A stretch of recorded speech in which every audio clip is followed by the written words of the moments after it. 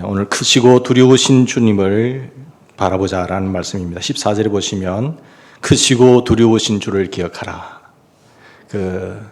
두려워할 자를 두려워하는 저와 여러분 되길 바랍니다. 여러분 아주 뜻깊은 일, 좋은 일, 정말로 귀한 일, 보람 있는 일을 하다가 반대에 부딪히게 되면 낭망하신 적 없으세요? 이 일은 이루어야 새해에 이루어야 되는데 이 일을 이루어서 내게 큰 보람과 또 하나님께는 큰 영광이 되어야 될 텐데 반대에 의해서 그 일이 파기되었을 때 예기치 않는 반대에 부딪혀서 낭망해 본 경험이 없으십니까? 우리가 인생을 걸어가면서 이런 일들은 한두 번 다 겪었으리라고 생각합니다. 그렇다고 한다면 여러분 느헤미야 4장을 읽으시면 굉장히 실감 날 거예요. 그렇지. 느헤미야 이 말씀이 어떻게 이렇게 나를 향한 말씀일까? 그렇게 도전이 되고 위로가 될 수 있으라고 생각합니다. 우리 예사 촉담에도 보면 호사다마라는 말이 있습니다. 좋은 일에는 그렇게 좋지 않는 일도 많이 있다라는 것이죠. 느헤미야는 하나님의 승인을 받고 백성들과 함께 하나님이 원하시는 그 성을 쌓는 일에 이렇게 뛰어들었습니다. 먼 위국 땅에 있었지만 그가 하나님의 본국 자기 나라에 와서 이렇게 왕의 허락을 받고 이렇게 그 일을 시작하게 되었습니다. 그런데 오늘 4장 1절에 보시면 어떤 말씀이 있습니까? 우리 4장 1절 보십시다. 산발랏이 우리가 성을 건축한다음을 듣고 크게 분노하지요. 그래서 유다 사람들이 다 비웃으면서 이야기합니다. 뭐라고 이야기하지요? 자기 형제들과 사마리아 군대 앞에서 이르러 말하되 이 미약한 유다 사람들이 하는 일이 무엇인가? 스스로 견고하게 하려는가? 제사를 드리려는가? 하루의 일을 마치려는가? 불탄 돌을 흙무더기에서 다시 일으키려는가 하고 이 산발랏이 느헤미야와 함께 성을 쌓는 사람들을 보고 비웃고 있잖아요. 너희들이 그런 일을 한다고? 너희들이 그 성을 쌓을 수 있다고? 예배 드리면서 제사 드리면서 하면 그 하나님이 도와주신대? 라고 산발랏과 그 무리들이 이렇게 비웃고 있습니다. 다 불타버린 벽돌과 보잘것없는 재료를 가지고 그리고 저 어마어마한 공사를 저들이 할 수 있다고 말이나 돼? 어림도 없지. 자, 3절 보십시오. 3절 보시면 암몬 사람 도비아는 또 그 곁에 섰다가 뭐라고 이야기합니까? 저들의 건축하는 성벽은 여호와 올라가도 곧 무너지리라. 도비아라고 하는 사람은 한술 더 떠요. 저들이 성을 짓지만은 성을 쌓지만은 여호가 올라가도 무너질 거야. 이런 조롱의 말을 하고 있잖아요. 성경은 비판과 판단을 구별하고 있습니다. 판단하는 것은 언제나 좋은 뜻으로 쓰여지고 있습니다. 그러나 비판이라고 하는 것은 좋은 뜻이 아니라 나쁜 뜻으로 쓰여지고 있습니다. 성경은 판단을 장려하되 비판을 하지 말라고 이야기합니다. 우리는 그것을 구분하지 못하고 비판이라고 하는 한 단어로 다 쓰고 있는 것입니다. 그러나 우리는 비판은 보면은 또한 생산적인 비판이 있고 파괴적인 비판이 있습니다. 우리는 파괴적인 비판을 해야지 말고 생산적인 비판을 해야 됩니다. 생산적 비판이란 무엇입니까? 그것은 비판의 동기가 사랑이라는 것이죠. 좋은 의도에서 비판의 목적이 긍정적이어야 됩니다. 그 하는 방법과 그리고 남을 돕기 위한 것이고 올바른 수단과 방법 안에서 이루어지는 것이 생산적인 비판이라는 것입니다. 우리 주변에서 들려오는 이런 비판을 수용할 수 있는 안목이 우리는 열려 있어야 됩니다. 생산적 비판은 그걸 하면 더욱더 더 좋은 방향으로 더 든든하게 세워갈 수 있는 하나의 방법인 것입니다. 성경은 또한 파괴적인 비판을 경고하고 있습니다. 비판을 받지 아니하려거든 비판하지 말라. 비판하는 너희의 비판으로 너희가 비판을 받을 것이고 너희가 헤아리는 그 헤아림으로 너희도 헤아림을 받을 것이다 라고 말하고 있습니다. 이 파괴적인 비판이라고 하는 것은요, 그릇된 동기에서 시작하는과 동시에 부정적인 목적을 위한 비판, 잘못된 방법으로 이루어지는 것을 하려고 하는 그런 비판을 말합니다. 우리는 파괴적인 비판을 하는 사람들이 되어서는 안 되는 것입니다. 그리고 파괴적인 비판이 나에게 돌아올 때는 그것이 나에게 돌아올 때는 그 비판을 올바로 감당할 수 있어야 되는 것입니다. 본문에 보면 성을 쌓는 일, 이 위대한 하나님의 허락 속에서 일어난 이 일들을 비판하는 사람들이 있었습니다. 이 사람들은 생산적 비판을 한 것이 아니라 파괴적 비판을 하고 있는 것이죠. 그리고 성벽 건축만을 방해한 것이 아닙니다. 단순히 성벽 건축만 방해하는 것이 아니라 하나님이 허락하셨고 하나님의 승인 속에서 하나님이 도우시고 허락하신 그 사역을 비판했기 때문에 그들은 사실 하나님을 향해서 비판하고 있었던 것입니다. 어떤 사람들이 이러한 비판을 하고 있습니까? 본문에 보면은 산발락과 도비야라고 했죠. 여러분 이름을 기억하려겠습니다. 1장부터 산발락과 도비야. 그러나 산발락과 도비야에게서 시작된 비판은 점점 주위로 번져나가게 되죠. 자기들이 비판에 동조하는 사람들이 늘어나기 시작합니다. 파괴적인 비판을 하는 사람들은 자기 주변에 항상 비판하는 사람들을 모으기 시작하는 것이죠. 혼자 하면 외로우니까. 그 산불이 불씨가 떨어져서 불씨가 계속해서 번져나가는 것처럼 그것이 확산되는 것을 보게 됩니다. 자, 7절 말씀 한번 보실까요? 7절 보시면 산발락과 도비야와 아라비아 사람들과 암몬 사람들과 아스도 사람들이 예루살렘 성이 중수되어 퇴락한 것이 수보다 한번 7절 같이 읽겠습니다. 7절 시작. 산발락과 도비야와 아라비아 사람들과 암몬 사람들과 아루사 사람들과 예루살렘 성이 중수되어 그 허물인 틈이 메꾸어져 간다 함을 듣고 심히 분노하죠. 자, 산발락과 도비야로 시작했던 사람들이 이제 여러 아라비아 사람들까지, 그죠? 암몬 사람들까지, 그리고 아수도 사람들까지 확산되잖아요. 이런 무리 중에 한 사람이 된다는 것은 얼마나 불행한 일일까요? 내가 생산적인 거룩한 하나님의 사역을 이루는 일에 동조하기보다도 성이 무너져 내리는 그런 상황 속에 파괴적인 비판 속에 들어가서 동조하여서 나가는 그 잘못, 남을 못 살게 구는 파괴적인 비판에 동조하는 사람 중에 한 사람이 된다는 것은 얼마나 큰 비극이 될까요? 그런데 이스라엘 백성들은 이러한 비판들에 대해서 어떻게 대응했는가를 잘 살펴보십시다. 자, 대응을 해야 되는데 어떻게 대응했는가? 첫 번째 보시면은 우선 비판과 반대, 조롱과 비웃음을 받는 하나님의 백성들에게 찾아오기 시작한 그 위기가 있습니다. 그때 그들은 기운이 다 빠진 게 된 거예요.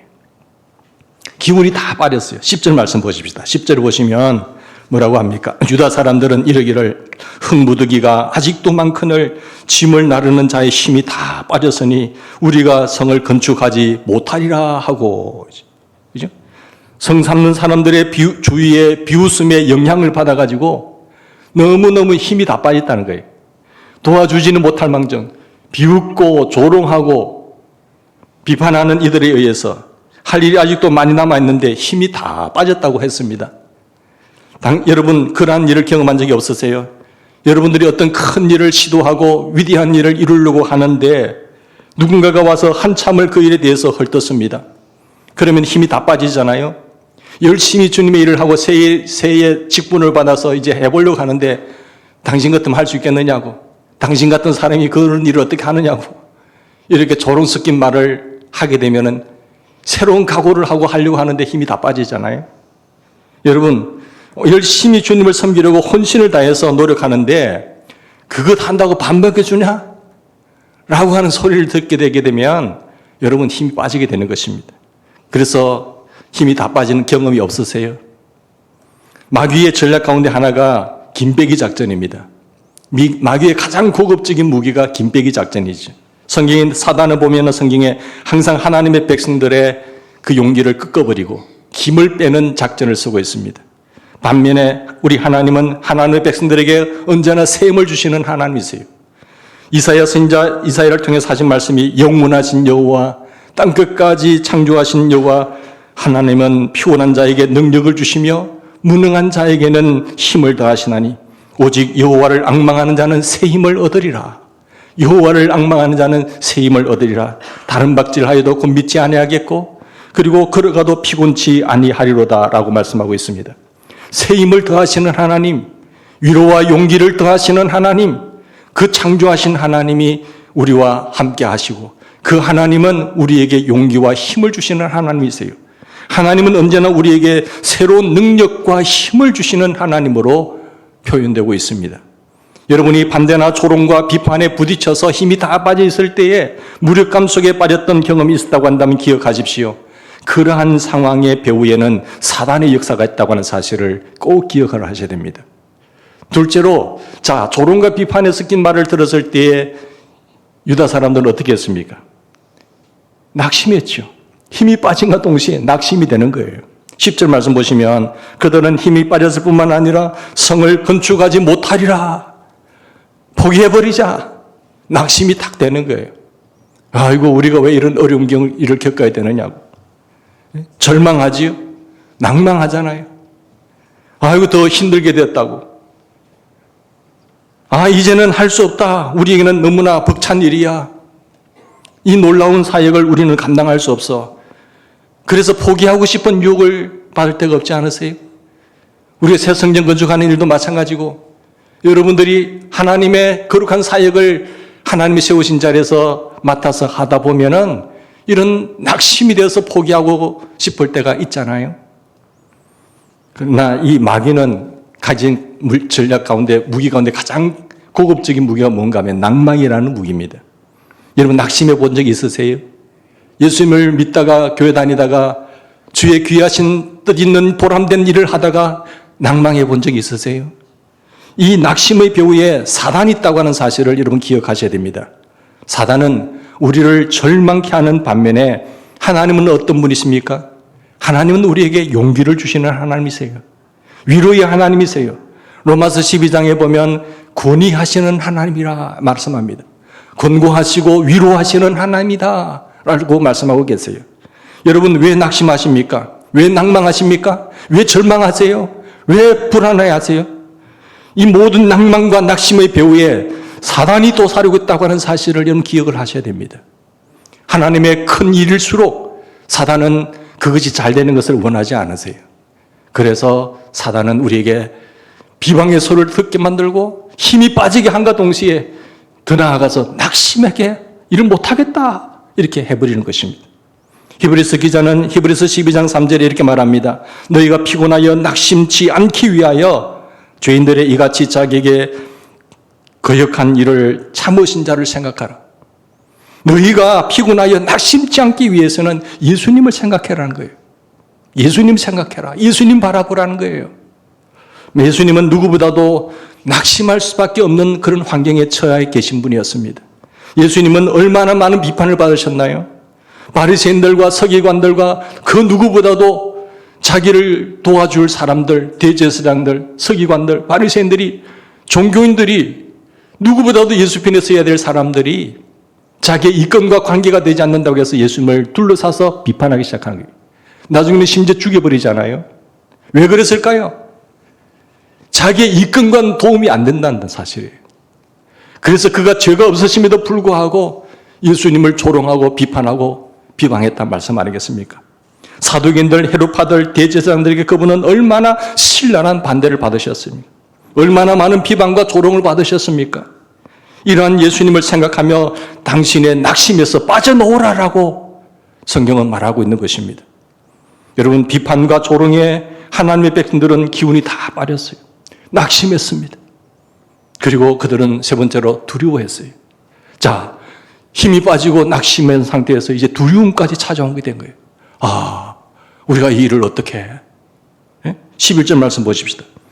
우리의 원수들은 이러기를 그들이 알지 못하고 보지 못하는 사이에 우리가 저희 중에 달려 들어가서 살육하여 역사를 그치게 하리라 하고, 적군들이 실제로 그렇게 말한 것은 아닙니다. 그죠? 그런데 원수들은 우리가 모르는 사이에 쳐들어올 것이다. 우리의 약점을 통해서 공격할 것이다. 그럼 우리는 성도 살지도 못하고 우리는 죽게 된다. 지리심자 겁먹어가지고 두려워서 이렇게 생각하고 있는 거예요. 미리 앞서가서 생각하는 거죠. 그리하여 14절 보시면 느헤미야가 두려움에 사로잡혀 있는 자기 백성들을 향하여 뭐라고 말씀합니까? 내가 돌아본 14절, 우리 같이 읽읍시다. 14절. 내가 돌아본 후에 일어나서 귀족들과 민장들과 남은 백성에게 말하기를 너희는 그들을 두려워하지 말고 지극히 크시고 두려우신 주를 기억하고 너희 형제와 자녀와 아내와 집을 위하여 싸우라. 예. 그들을 두려워하지 말고 정말 우리가 두려워해야 할 분은 크고 두려우신 하나님을 바라봐야 된다.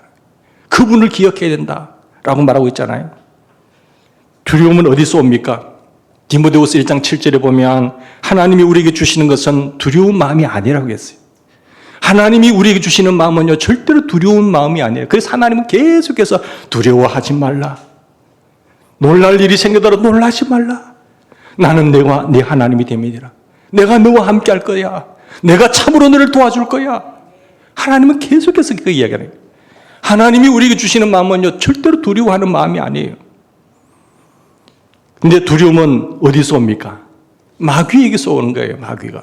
반면에 하나님은 사랑이십니다. 하나님은 사랑이시라. 사랑 안에는 두려움이 없고 온전한 사랑이 두려움을 내어 쫓나니. 하나님이 우리를 얼마나 사랑하는지, 하나님이 교회를 얼마나 피를 값주고 세운 교회에 이만큼 사랑하는 그 사랑을 믿으면요, 그 두려움이 사라지게 돼 있어요. 하나님이 우리를 너무너무 사랑하셔서 죽으시고 돌아가시고 피값으로 세운 이 교회를 허문다고? 말도 안 되는 거예요. 하나님이 교회를 어떻게 세웠는데? 피값으로 세웠는데. 그래서 그 사랑을 믿으면은 여러분 두려움이 올 수가 없어요. 우리 믿음의 선배들이 어떻게 세운 교회입니까? 주님께서 피값을 주고 세웠고 믿음의 선조들은 정말 어렵게 교회를 세워간 거예요. 그렇게 생각하면 그 사랑이 모든 두려움을 내어 쫓는다라고 말씀합니다. 두려움이 올 때 여러분 주님을 바라보시기를 주의로 축원합니다. 하나님이 우리를 얼마나 사랑하고 계신지를 기억하셔야 돼요. 자, 그러면은 이런 조롱하고 비판하는 그 사람들에 대해서 대응하는 방법이 뭘까요? 우리가 파괴적인 비판과 조롱과 비웃음의 대상이 될 때에 우리는 무력해지고 낭망 속에 사로잡히게 되고 두려움에까지 가게 되는 거예요. 이러한 상태를 어떻게 극복할 수 있습니까? 우리의 삶 속에 이런 어려움이 찾아오게 되었을 때에 우리가 어떻게 해서 이 상황에서 벗어날 수가 있죠? 어떻게 다시 우리가 하나님의 기뻐하시는 모습으로 일어설 수가 있죠? 우리가 어떻게 이 상황 속에서 다시 재기하면서 하나님의 거룩하신 뜻을 이룰 수가 있을까요? 그래서 마침내 어떻게 하면 승리할 수가 있죠? 그 방법을 주님은 느헤미야서를 통해서 이야기하고 있는 거예요. 이 큰 일, 위대한 일을 이루려면은 하나님 앞에 엎드려야 된다. 첫 번째 거예요. 1장에서도 마찬가지였죠. 우리가 느헤미야의 리더십을 바라보면서 우리가 큰 일을 시도하려면은요, 이런 비판 속에 사로잡히게 될 수 있어요. 사탄이 가만둘 수가 없지요. 그러니까 악한 사탄이 역사할 때에 우리는 그런 낙심과 두려움과 힘 빠지는 거기서 일어나야 돼요. 첫 번째 방법이 뭡니까? 기도하는 거예요. 여러분 4절 말씀 보십시다. 4절 말씀 보면 이 비판에 대해서 대응하는 방법은 첫 번째로 기도해야 돼요. 우리가 하나님이여 들으시옵소서. 우리 하나님이여 들으시옵소서. 우리가 업신여김을 당하나이다. 원하건대 그들이 욕하는 것을 자기들의 머리에 돌리시고 그 노략거리가 되어서 이방에 사로잡히게 하시옵소서. 예? 저들의 비판하는 그것들이 저들의 머리에 돌리시고 노략거리가 되게 해달라고 그렇게 기도하고 있잖아요. 여러분 1절, 2절, 3절에 비웃음을 당한 느헤미야가 제일 먼저 한 것이요, 기도입니다. 그래서 우리가 하나님의 거룩한 일을 하기 위해서는 먼저 엎드리는 사람이 되어야 돼요. 엎드리는 사람. 자기들을 비웃는 자들을 향해서 같이 비웃으며 맞선 것이 아니요, 하나님 앞에 나가서 기도하셔야 돼요. 하나님, 저들의 노략거리가 되게 하시고 저들이 이방거리, 조롱거리가 되게 해달라고. 하나님, 우리가 잘못한 것이 비판당할 때 우리는 그 사람과 맞서 싸우고 싶어지잖아요. 맞서 싸우면 같이 망하는 거예요.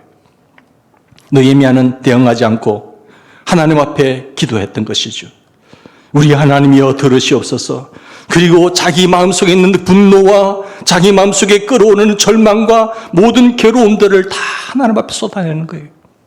하나님, 이 교회가 어떤 교회입니까? 하나님, 주님께서 피값을 주고 세운 교회 아닙니까? 하나님 붙들어 달라고. 하나님, 우리와 함께 해달라고. 하나님, 여기서 일어서게 해달라고.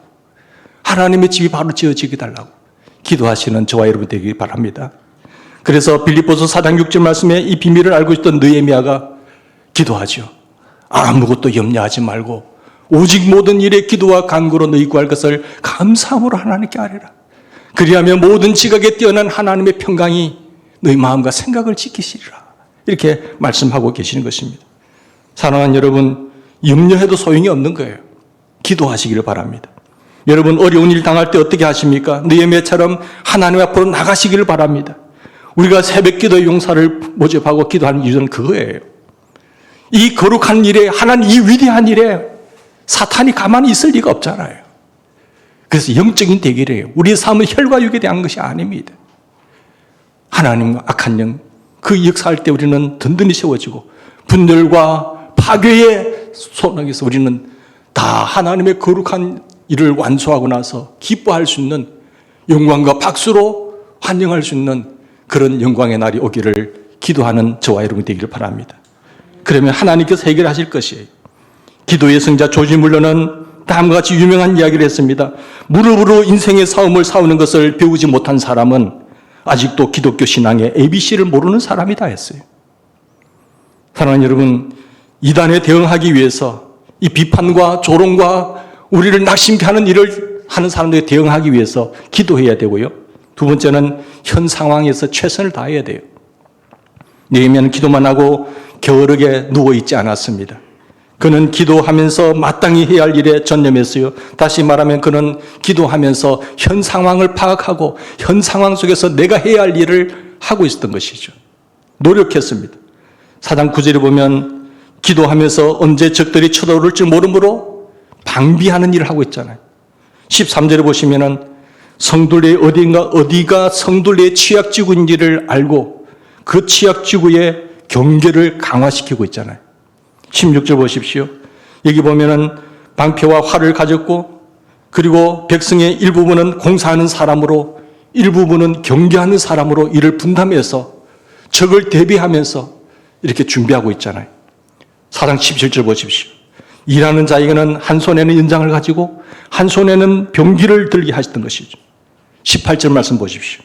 나팔 부는 자를 배치해서 만일의 경우에 경계의 연락 조치를 취하겠던 것입니다. 22절 말씀 보십시다. 22절 보시면 밤에는 보초를 두어 순찰하게 만들었어요. 23절에는 밤중에도 그들은 옷을 벗지 아니하고 만일의 사태에 대비했던 것이죠. 이와 같이 그들은 현 상황에 대해서 최선을 다했다는 것입니다. 기도는 인간의 노력을 배제하지 않습니다. 그들은 기도하면서 일했습니다. 그리고 기도와 일을 분리하지 않았습니다. 기도와 일을 분리시키면은 여러분 쉬지 말고 기도하라는 명령에 어떻게 순종할 수 있으세요? 하나님은 쉬지 말고 기도하라고 하셨잖아요. 근데 쉬지 말고 기도만 하다 보면은 일을 배제할 수 있거든요. 어떻게 복종할 수 있죠? 어떻게 쉬지 않고 항상 기도만 할 수 있는가요? 항상 기도하기 위해서 지금부터 이제 기도원으로 올라가야 되겠다. 짐을 사들고 기도원에 가서 기도해야 되겠다. 그 기도원에서 평생 기도하며 살아야 됩니까? 아니면 식사도 하지 않고 잠도 자지 않고 기도만 해야 된다는 뜻입니까? 쉬지 말고 기도하는 뜻은 그런 뜻이 아니거든요. 우리는 기도하는 시간을 따로 떼어놓을 필요가 없는 것입니다. 어떤 문제를 두고 기도하기 위해서 시간을 따로 정해서 기도하는 것도 중요하지만 그러나 더 중요한 것은 그때만 기도하는 것이 아니라 일을 하면서도 기도하라는 거죠. 계속해서 기도한다는 것은 하나님을 바라본다는 거잖아요. 내가 하나님 앞에 서 있다는 거잖아요. 기도하면서 일을 하라는 겁니다. 일을 하면서 하나님을 바라보면서 하라는 거예요. 그러면은 죄에 넘어지지 않을 수가 있어요. 하나님을 계속 바라보면서 일을 하다 보면은요, 여러분 두려움에 사로잡히지 않을 수가 있어요. 낭만과 염려에서 다시 일어설 수가 있는 것입니다. 내가 그 기도하는 순간 크고 두려우신 하나님을 바라보기 때문에 우리는 그 문제와 사건과 상황 속에 그 문제에 넘어지지 않을 수가 있는 것입니다. 그래서 중요한 것은 그때만이 아니라 모든 시간과 모든 활동에 항상 기도하는 것입니다. 우리는 항상 기도하는 저와 여러분 되기를 바랍니다. 사랑하는 여러분, 기도하기 때문에 우리를 아무것도 하지 않게 만드는 것이 아니라 우리가 해야 할 일을 더 잘하게 만드는 것이 항상 기도하면서 일을 하는 것이죠. 세 번째는 크고 두려우신 하나님을 바라보셔야 됩니다. 우리가 기도하면서 그리고 문제를 놓는 것이 아니라 현 상황에 성실하게 일을 하면서 그리고 두려우신 하나님을 바라보는 것. 내가 돌아본 후에 일어나서 14절 보십시다. 귀인들과 민년들과 남은 백성에게 구하기를 너희들은 저희를 두려워하지 말고 크고 두려우신 하나님을 기억하라. 우리 형제와 자녀와 아내와 집을 위하여 싸우자 하는 거지. 함께 싸우자. 우리 교회를 지키기 위해서 함께 싸우자.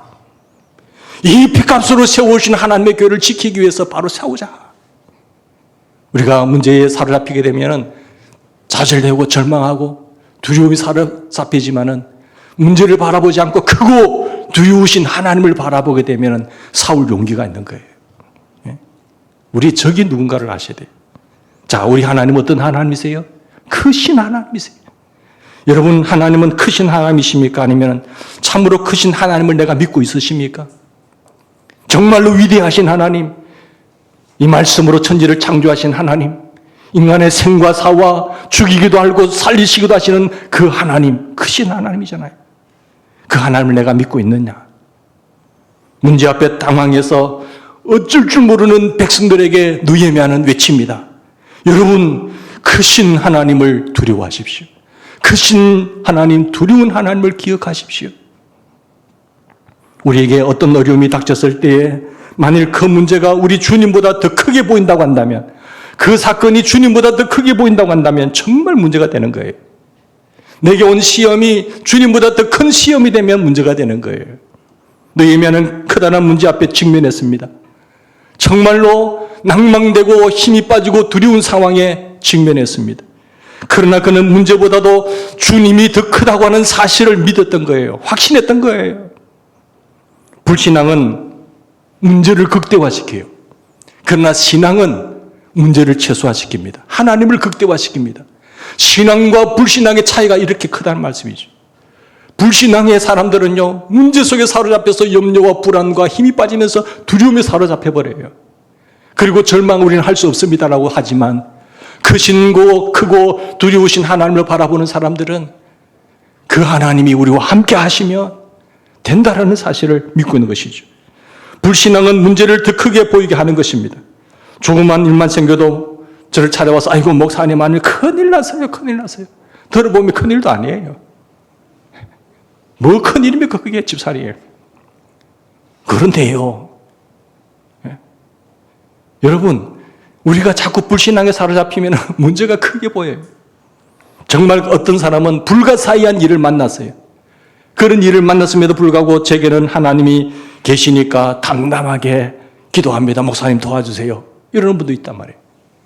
그런데 문제와 사건으로 본다면 이 사람은 불가사의한 일이고 이거는 별 문제도 아닌데도 크게 보는 사람이 있고.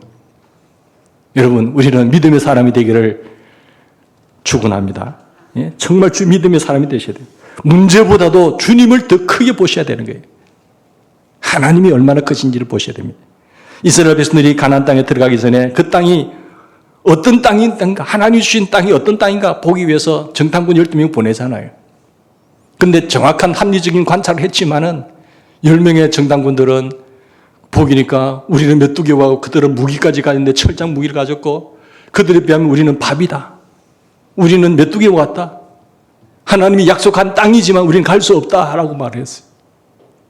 그런데 여호수아와 갈렙은 어땠어요? 하나님이 우리와 함께 간다는 그 사실이. 관점이 다른 거예요. 하나님의 관점으로 보면 되는 것이고 불가능의 관점, 불신앙의 관점으로 보면 안 되는 것이잖아요.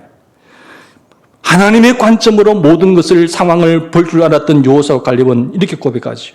여호와께서 우리를 기뻐하시면 우리를 그 땅으로 인도하여 들이시고 또 그 땅 백성을 두려워하지 말라. 그들은 우리의 밥이라. 여호와는 우리와 함께 하시느니라. 그들을 두려워 말라. 그랬어요. 여호수아와 갈렙은 그 땅의 거민들보다도 하나님께서 더 크신 분임을 보았기 때문에 그렇게 말할 수 있었던 것입니다. 하나님께서 아브라함에게 아들을 주시겠다고 했잖아요. 아들을 주시겠다고 했는데 자기 나이가 100세가 다 됐는데도 지금 하나님 약속이 안 이루어져요. 하나님 거짓말하신 분인가? 자꾸 믿음이 흔들리기 시작한 거예요. 지금 내 상황을 보면, 내 육체적 나이로 보면은 이제는 아이를 못 낳을 상황인 건 하나님 분명히 약속하셨고 아들을 주신다는 약속이 그럼 안 믿어지는 거예요. 그때 하나님께서 천사를 보내셔서 아브라함과 사라에게 이런 말씀을 하셨어요. 여호와께서 능치 못하신 일이 있겠느냐? 사라에게 아들이 있으리라. 이 말씀하셨어요. 하나님의 관점에서 상황을 볼 줄 아는 사람들, 크신 하나님을 확신했던 사람들, 어떠한 문제의 측면에도 대수롭게 여기지 않을 수 있는 거죠. 그 문제는 문제가 아닌 거예요. 아무 문제가 아닌 거예요. 그리고 그들에게 불가능은 없었습니다. 크신 하나님을 신뢰하면 어떤 일을 만나도 어떠한 상황에도 도전하는 사람들의 발걸음을 막을 수 있는 세력은 이 땅에 없는 것이죠. 사랑하는 여러분, 크신 하나님을 항상 바라보면서 하나님께서 우리와 함께 하신다는 사실을 여러분 믿으시기 바랍니다. 내 주위의 사람들이 어떠한 비판을 가하여도 조롱하면서 비웃어도 우리는 크게 외칠 수 있어야 됩니다. 뭐라고요? 나는 아무것도 염려하지 않는다. 주님이 아무것도 염려하지 말라고 했기 때문에, 내가 너를 참으로 도와준다고 약속하셨기 때문에 그 비웃음과 조롱에 섞인 말 속에서도 우리는 외칠 수 있어야 됩니다. 예수님은 늘 하나님을 바라보셨어요. 그래서 자기 주변의 비판과 조롱과 그런 말을 할 때 주님은 다 견뎌냅니다. 예수님처럼 핍박과 반대와 조롱을 당하신 분이 이 땅에 어디 있겠습니까? 수치와 부끄러움을 당하신 분이 어디 있겠습니까? 그러나 예수님은 늘 아버지 하나님을 바라보았기 때문에 그것을 이겨내요. 그리고 아버지의 뜻이 어디 있는 것을 알고 그 하나님 앞에 순종하는 것을 보게 되잖아요. 아버지 앞에 늘 기도했어요. 그분이 가셔야만 했던 십자가 그 길을 향해서 뚜벅뚜벅 걸어가는 것이었습니다. 모든 비웃음과 고난을 하나님께 다 맡기고 자기가 가야 할 길을 한 걸음 한 걸음 내딛고 갔던 것입니다. 그래서 마지막에 하신 말씀이 무엇인 줄 아세요? 다 이루었다라는 거예요. 사랑하는 여러분, 저와 여러분이 한번 이 시대에 평생에 한 번 지을 수 있는 성전입니까? 그것도 두 번, 세 번 지을 수 있는 사람이 있으세요? 평생 한 번도 짓지 못하고 아버지 짓지 못하고 세상 떠난 사람 많습니다. 이것은 우리에게 하나님 주신 축복이요 은혜인 것을 믿으시고, 하나님 주님 함께 하심으로 다 이루었습니다라고 고백하고 주님 앞에 서는 저와 여러분 되기를 주의 이름으로 축원합니다. 예. 그래서 절대로 낭망하거나 힘이 빠지거나 포기하거나 두려워하거나 사로잡히지 마시고 그보다 더 크신 여호와 하나님을 바라보고 기억하면서 승리하는 저와 여러분 되기를 바랍니다. 여러분 14절 말씀 다시 보십시오. 너희는 저희를 두려워 말고 크고 두려우신 주를 기억하고, 우리가 두려워해야 할 대상은 누구세요? 주님이세요. 주님. 그런데 우리는 하나님은 두려워하지 않고 환경을 두려워하고 문제를 두려워하고 사건을 두려워하고 하면 어떻게 됩니까? 내 인생을 끝까지 책임지실 분은 누구십니까? 마귀입니까? 돈입니까? 내 인생을 끝까지 책임지실 분은 하나님밖에 없어요. 마귀는 우리를 지옥으로 끌고 가려고 미혹하고 유혹하고 있지만 우리 인생을 십자가의 길을 여시고 하늘나라로 인도하실 분은 하나님 한 분밖에 없다는 사실이에요. 그분이 크시고 그분이 두려우신 분이라는 사실이에요. 우리의 생명, 우리 영혼까지 지고 흔드시는 그 하나님을 두려워하라. 이 세상의 군왕들도 두려워하지 말라고 하셨잖아요. 자, 결론 맺겠습니다. 느헤미야의 메시지를 듣고 이스라엘 백성들은 어떻게 했습니까? 하나님을 다시 바라보기 시작한 거예요. 두려움에 사로잡혀 있던 그들, 조롱에 섞인 말을 듣고 낙심하고 불안하고 두려움에 사로잡힌 그들이 이 하나님을 다시 바라보는 순간 15절 보십시오. 15절에 뭐라고 말씀합니까? 느헤미야의 말을 듣고 우리의 대적이 우리가 그들의 의도를 눈치챘담을 들으니라. 그들의 의도를 눈치챘담을 듣고 뭐라고 합니까? 하나님이 그들의 꾀를 피하셨으므로 우리가 다 성에 들어와서 각각 일하게 되는 거예요. 드디어 하나님의 간섭이 시작되었습니다. 하나님이 그 상황 속에서 역사하기 시작했습니다. 하나님이 그 사람들의 꾀를 피해버리셨어요. 이제 16절 보십시다. 16절 같이 읽읍시다. 시작. 그때로부터 내수와 사람들의 절반은 일하고 절반은 갑옷을 입고 창과 방패와 활을 가졌고 민장은 유다 온 족속의 뒤를 이어서 있었다. 여기 보면 16절 보면 아주 놀라운 말씀이 이렇게 기록되어 있어요. 그때로부터 내 종자의 절반은 역사하고 절반은 갑옷을 입고 창과 방패와 활을 가지고 민장은 유다 온 족속에 뒤에 있었습니다. 그때가 언제입니까?